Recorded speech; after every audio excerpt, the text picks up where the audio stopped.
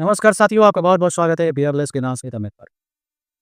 भाई सुनो, अगर आप शादीशुदा हो और आपकी वाइफ और बच्चों का फ्यूचर 100% सिक्योर करना चाहते हो, आज का टॉपिक आप सुनते हैं।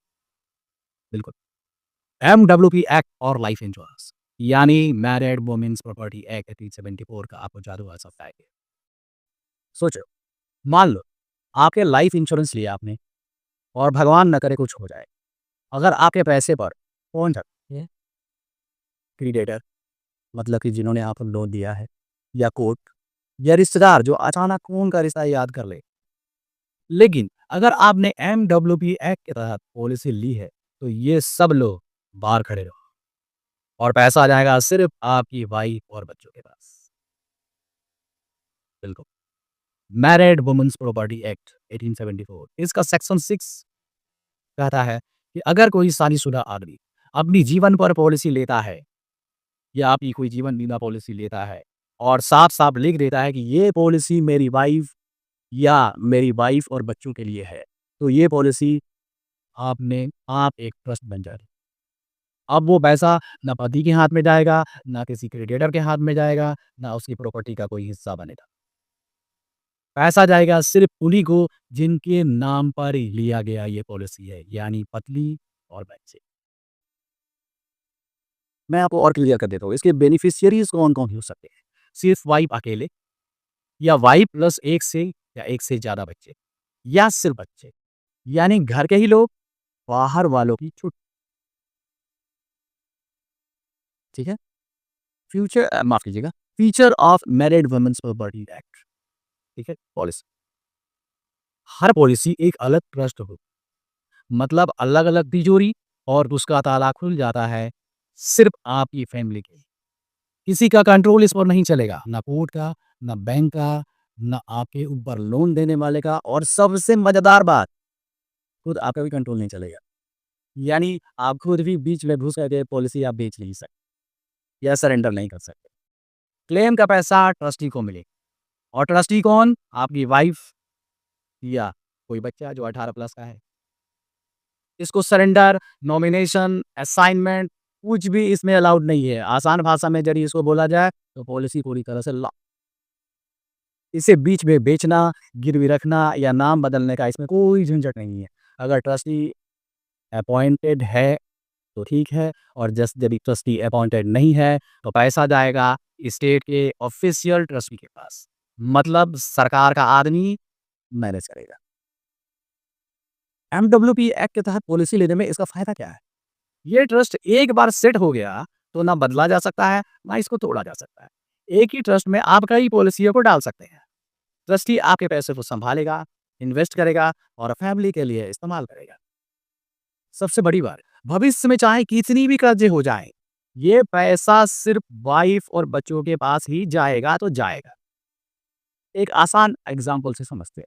मान लीजिए राजू एक बिज़नेसमैन है, उन्होंने लोन लिया, उनके पास उन्होंने एक एमडब्ल्यूपी एक्ट के तहत भी उन्होंने एक पॉलिसी ली हुई है। अगर कल राजू का बिज़नेस डूब गया और सारे क्रेडिटर दरवाज़ा खटखटा रहे हैं, तो बीमा कंपनी बोलेगी, "भाई ये पैसा सिर्फ़ राजू की वाइफ़ और बच्चों के लिए है, बाकी सब लाइन में लगो और बाहर निकले।" ना इसको जो है इसको कोर्ट भी इसको अटैच नहीं कर सकता है, ठीक है? भाई सुनो, कोई भी बिज़नेस के आत्मा क्या होता है? उनके लोग, उनके कर्मचारी और उनमें से कुछ ऐसे होते हैं जिन पर पूरा बिज़नेस ही टिका हुआ होता है। अब सोचो कि अगर वही बंदा अचानक चला गया या लंबे टाइम तक काम ही नहीं कर पाया तो कंपनी का तो पूरा सिस्टम हिल जाएगा। और यही आता है की-मैन इंश्योरेंस मतलब बिज़नेस का सुपरमैन पॉलिसी। मान लो आप एक समोसे का बिज़नेस करते हो और आपका दोस्त पप्पू ही वहाँ पर आपका काम करता है। मगर पप्पू ही एक ऐसा बंदा है जो ऐसा मसाला बनाता है जिससे समोसे खरीदने के लिए लाइन लग जाती है। अगर पप्पू अचानक बीमार पड़ गया तो मसाला मिलेगा नहीं, समोसा बिकेगा नहीं, तो कस्टमर कहेंगे, "भाई अब दूसरा ढूँढो।" यही हालत बड़ी-बड़ी कंपनियों का भी होता है और इसी प्रॉब्लम का इलाज है की-मैन इंश्योरेंस, ठीक है? आपको और क्लियर है वो। की-मैन इंश्योरेंस होता क्या है? सीधी भाषा में बोलूँ, ये एक लाइफ इंश्योरेंस पॉलिसी जो कंपनी अपने सबसे ज़रूरी इंसान के लिए लेती है। अगर उस इंसान को कुछ भी हो गया तो कंपनी को मिलने वाला पैसा उसकी लॉस को रिकवरी को कम करता है या लॉस की रिकवरी को वो पूरा करता है। पॉलिसी कौन लेता है? कंपनी लेती है। प्रीमियम कौन भरता है? कंपनी भरती है। क्लेम का पैसा कौन लेगा? कंपनी लेगा। यानी पूरा खेल कंपनी का, मगर इसमें फैमिली का इसमें कोई इसमें दखल नहीं है। ठीक है? अब आ रहे हैं नेक्स्ट, ह्यूमन इंश्योरेंस कौन हो सकता है? ये और क्लियर आपको बताएगा। कंपनी का इसमें कोई शख्स जो है, जैसे डायरेक्टर हुआ, पार्टनर हुआ, बड़ा सेल्समैन जो हर महीना करोड़ों का डील करवा देता है, प्रोजेक्ट मैनेजर हो गया, या ऐसा बंदा है जिसके पास खास स्किल या नॉलेज हो, जैसे पप्पू का मसाला वाला फॉर्मूला। ठीक है? किस तरह का इसमें लॉस को कवर किया जाता है?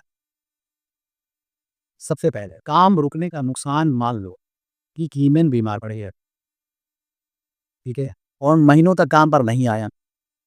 अब कंपनी का नया टेम्पररी बंदा को तो लगाना होगा उस जगह पे, उसको फिर ट्रेन करना होगा, तो इसका खर्चा कौन कवर करेगा? इसका खर्चा बीमा कंपनी कवर करेगी, कीमन इंश्योरेंस के माध्यम से। ठीक है? दूसरा, प्रॉफिट बचाने का इंश्योरेंस। अगर कीमन इंश्योरेंस चला गया तो डील टूट सकती है, प्रोजेक्ट कैंसिल हो सकता है। कंपनी का जो एक्सपेंशन करने का जो बात था, एक वो लटक सकता है, और कंपनी अपनी सोशल स्किल या सीक्रेट को खो भी सकती है, चला गया तो। ऐसे नुकसान से ये पॉलिसी पैसे के बैलेंस को कर देगा।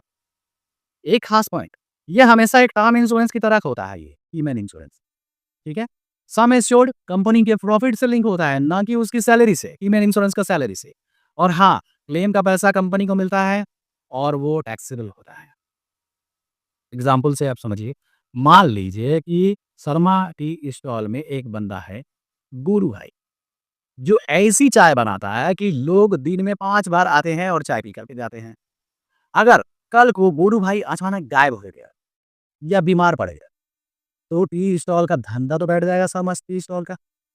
लेकिन अगर शर्मा जी ने ईवन इंश्योरेंस ले रखा है, तो गोलू भाई के न होने पर जो नुकसान होगा, उसका पैसा इंश्योरेंस कंपनी से मिल जाएगा। मतलब शर्मा जी नया गोलू भाई तो ट्रेन कर पाएंगे और बिजनेस चलता रहेगा। भाई ध्यान से सुनो, घर का सपना हर किसी का होता है, ईएमआई भरो और 20-25 साल बाद कहो ये मेरा घर है।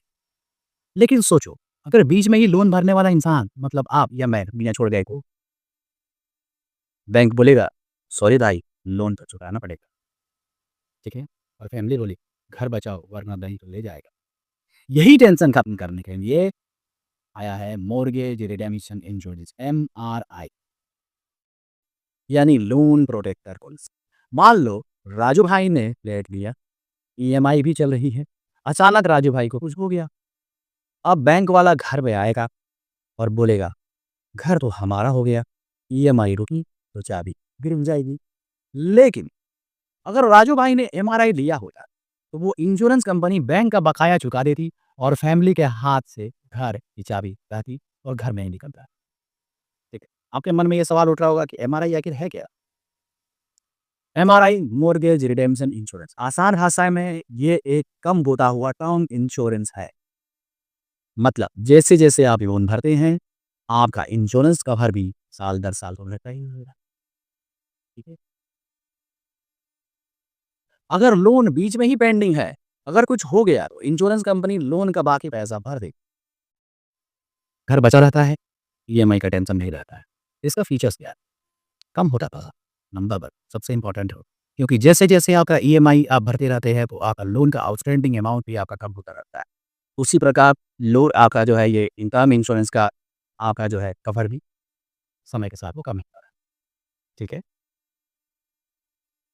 टर्म इंश्योरेंस में कवर तो फिक्स रहता है, लेकिन एमआरआई में कवर हर साल घटता रहता है, क्योंकि आप लोन की ईएमआई के साथ घटता रहता है। नंबर दूसरा, लोन से ये लिंक होता है, ये पॉलिसी खास तौर पर होम लोन वालों के लिए है या जो बड़ा लोन लेते हैं। बैंक कई बार ईएमआई के साथ इसे अनिवार्य कर दो या लोन के साथ ही अनिवार्य कर दो।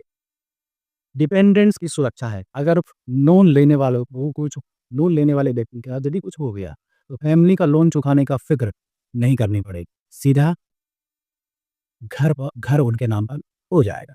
एग्जाम्पल से समझते हैं कि पप्पू ने एक नया फ्लैट लिया, ईएमआई कितना? 25,000 हर महीने। अब अचानक पप्पू को कुछ हो गया, तो ईएमआई कौन देगा? बैंक तो बोलेगा मुझे पैसा चाहिए, फैमिली बोलेगा हमारे पास तो नहीं है। लेकिन अगर पप्पू ने एमआरआई लिया है तो इंश्योरेंस कंपनी बोलेगी दैन भाई ये लीजिए सारा बकाया, और फैमिली बोलेगी धन्यवाद पप्पू, घर हमारा। दोस्तों, अगर आपने होम लोन लिया है तो याद रखो एमआरआई आपकी फैमिली के लिए एक ढाल है। आप ना भी रहे तो ईएमआई का बोझ उनके सिर पर नहीं गिरेगा। घर फैमिली के पास सुरक्षित। अब बताओ, अगर आपने होम लोन लिया है, एमआरआई लिया था या नहीं? कमेंट में लिखो। घर बचाना है तो ये वीडियो है अपने दोस्तों को भेजो जो ईएमआई लेकर के नया फ्लैट उन्होंने लिया हो या लेने वाले। वीडियो को देखने के लिए बहुत बहुत धन्यवाद।